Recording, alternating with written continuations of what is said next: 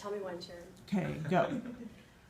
A few weeks ago, a client of mine who I've been working with for years came into session, and she's had a really rough go of it. She had really significant sexual abuse as a child and succession of bad relationships throughout her adulthood. And so it culminated about 9 months ago in a women's domestic violence shelter.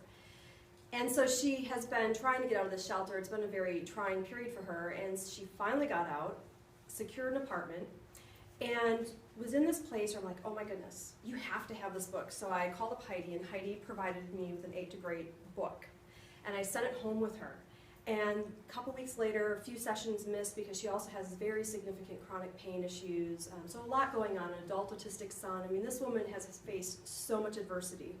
And so she comes into session, and she looks different, she's pretty happy, but even that wasn't the point. She sits down on my couch, and she does this for like 30 seconds. Doesn't say a word. She's like, that book! And she just is at a loss of words, and she continues to say it. She's like, you wouldn't believe.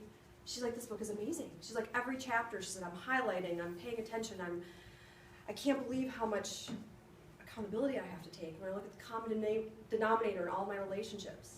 And then she talks about how earlier that week, her caseworker from the domestic violence shelter paid a visit to see how the apartment was coming along.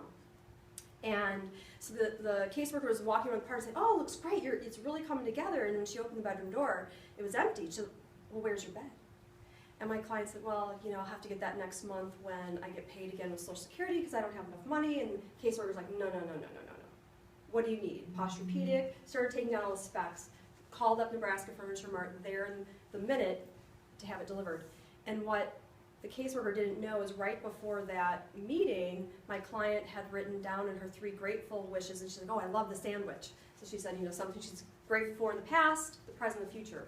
And her future one was that when her caseworker came, she was going to have a fantastic surprise.